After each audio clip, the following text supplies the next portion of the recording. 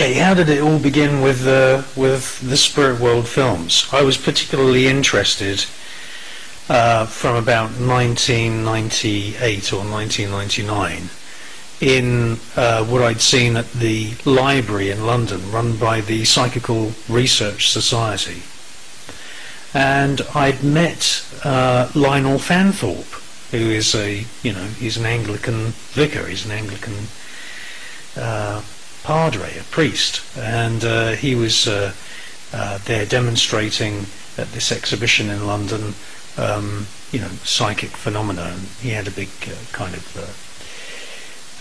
of display board, and then he introduced me to Montague Keane, who was the president of the Society for Psychical Research. So this whole Spirit World series of films was in my mind, and I had it all planned out to film, using infrared cameras, seances, and ectoplasm coming out of people's mouths and all this kind of thing. Well, it took me 6 years to actually do all of my proper research, and then I found that there was a huge number of fakers. Now, you hear a lot of authors, and they say things like, don't take my word for it, what I've written in my book here, go out and do your own research. Well, that's exactly what I did for about 6 years. So when it came to 2006, I really began work on the first Spirit World documentary film, and to be honest, there wasn't really much out there that had been made at that kind of level in terms of a proper documentary film. Of course, we've had a digital technology revolution since then, so everything's a lot better in terms of cinematic quality and all this kind of thing. And so I've just completed Spirit World 3, and it's been a film which has been blocked by people stealing money, stealing cash from the production budget. And I have to say, over the last 6 years, I've been to some very, very strange places making these films. Old castles and, weird things like that.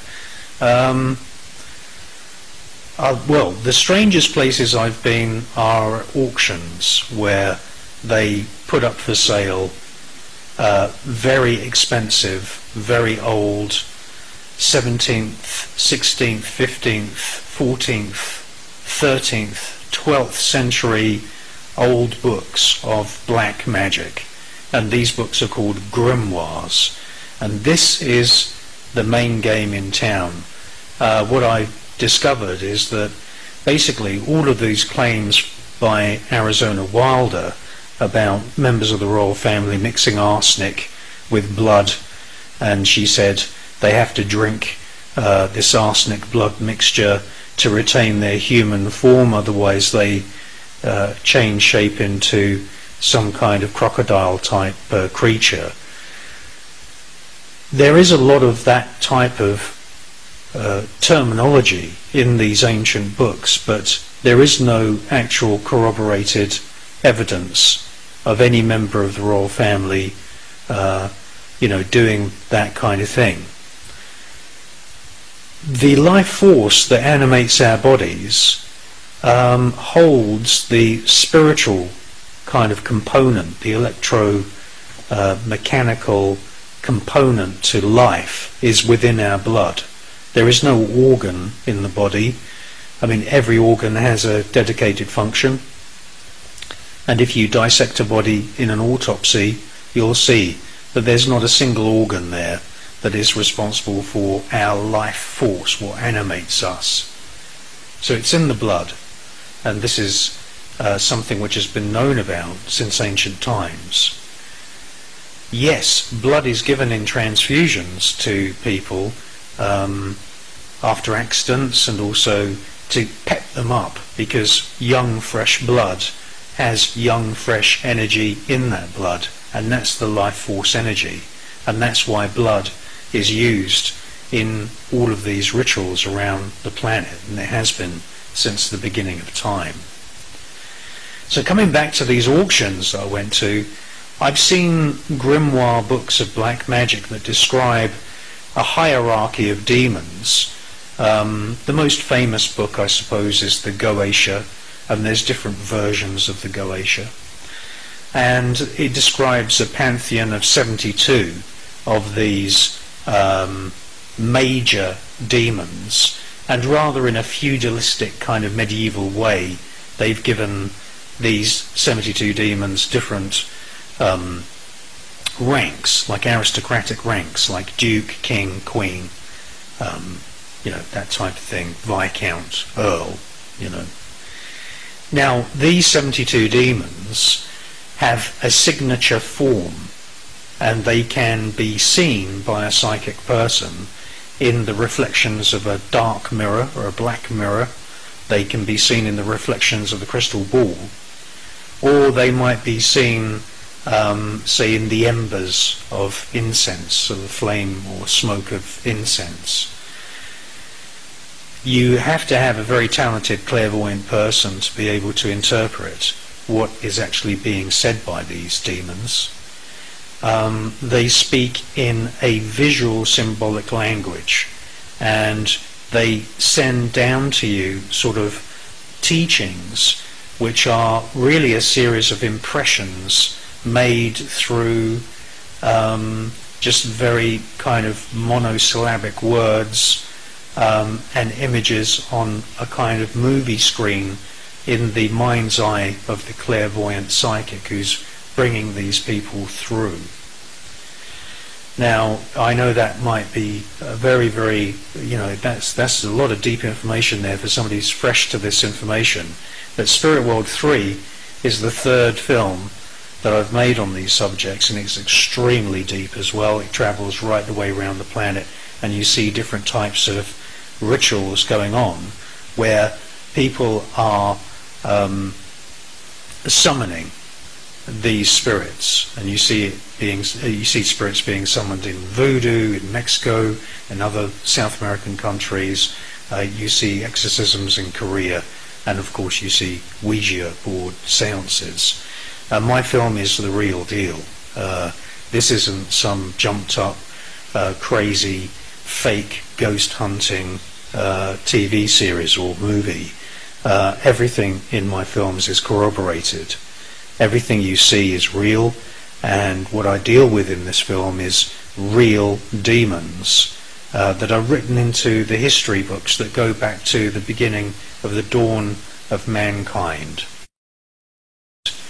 The whole point of making these spirit world documentary films is that we bring forward for viewers around the planet, and now in many different languages via the Enigma channel, this spiritual information. And it's a dangerous pastime making these films, it really is, because there are cult members who hate me. They actually hate me, and there's cult members that have been following me and stalking me on the internet. I know this sounds very strange, but there are culty type people who actually hate me for investigating. At the same time, where I have done my own research, and I have found that Arizona Wilder was really leading people astray, and it was all really uncorroborated stuff that she was saying. All those other authors won't have me on their shows. They won't have anything to do with me, because I did do my research, and I've done many, many years of research, and I've done deeper research than they have on the subject of these demons and these shape-shifting demons. These demons of the Goetia appear in a certain form, and then that is their calling sign. Say, for example, they might have the head of a toad, the head of a crab, or the head of a man, all kind of conjoined together when they appear in the reflections of a crystal ball, say, for example. That's their calling card. Now, on the magician's command, that demon will take on a human form. So there is shape-shifting going on, and I found books in the Royal Library, the King's Library in London, that actually describe these demons actually changing form. But that does not happen, and I have not found any corroborated information about that happening with a real physical person. Shape-shifting does not happen with a real physical person. And the drinking of the blood and the arsenic was completely made up, because we just got a royal baby now, and the royal baby is obviously a baby, and you know, the baby is not drinking blood and arsenic to keep the baby's form, and anybody that says anything different, I mean, I am interested in what they have to say, but at the same time I insist on having some kind of corroborated evidence. So that's really what my films are all about. It's about real research, real books, real documents, real letters, real cine footage, interviews, and for the first time we put the camera right in the center of the magic circle while a ritual is going on, and you see everything, absolutely everything. Right, I'm now here in my library. My library has more than 5,000 manuscripts and old books. I've got encyclopedias that come from the 17th century. Often people ask me, why do you want an encyclopedia from 300, 400 years ago? Everything will be out of date. Well, those encyclopedias have certain information in them, things like the ether, which is the spirit world, if you like. It's the scientific explanation of the spirit world, is this etheric onion layer, if you like, that exists outside of the atmosphere of planet Earth. And many of the old encyclopedias talk about the ether.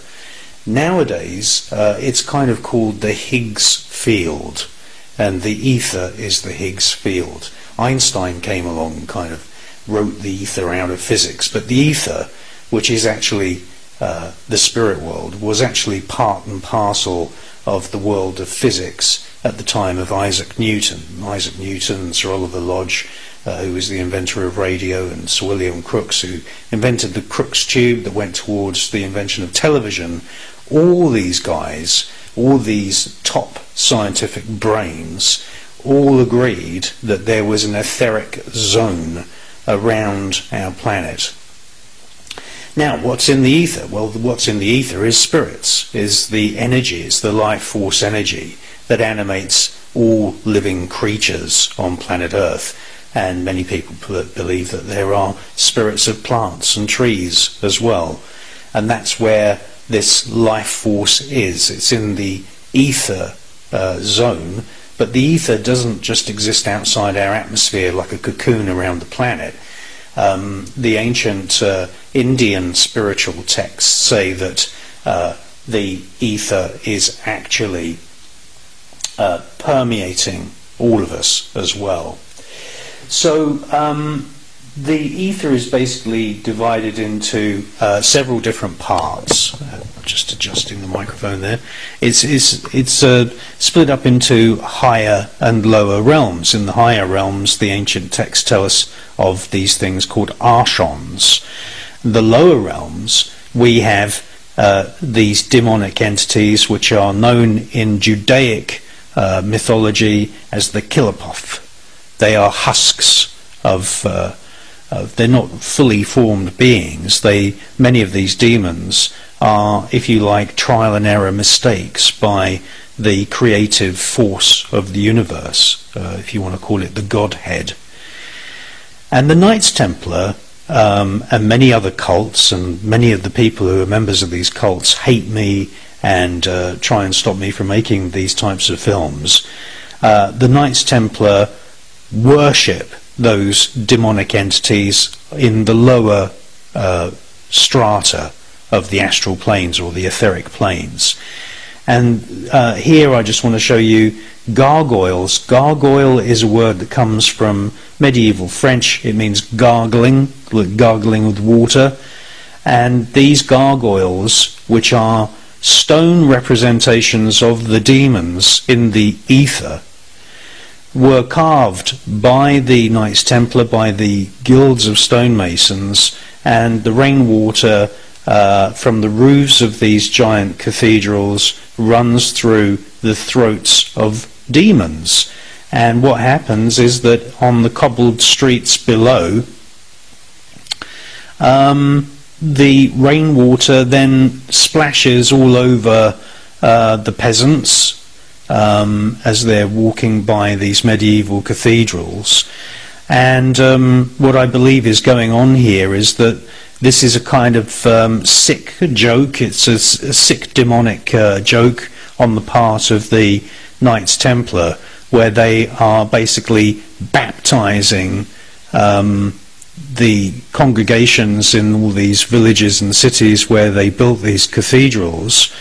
And it's these gargoyles that represent the demons of the Goetia. The Goetia is an ancient grimoire, and as I said earlier, it features 72 demons who actually command other legions of demons, and this is what you're seeing on these medieval cathedrals that are actually carved by the stonemason guilds who became the Freemasons. And this was all funded by the Vatican and all funded by the Knights Templar. And you know, these are the stone. If you want to, you know, very often people ask me, what do these demons look like? Have a look at your local medieval church, have a look at your local medieval cathedral, and these gargoyles are very much psychically transmitted images which then the Freemasons carved for the Knights Templar. Now, how long has mankind been fascinated with the idea of spirits?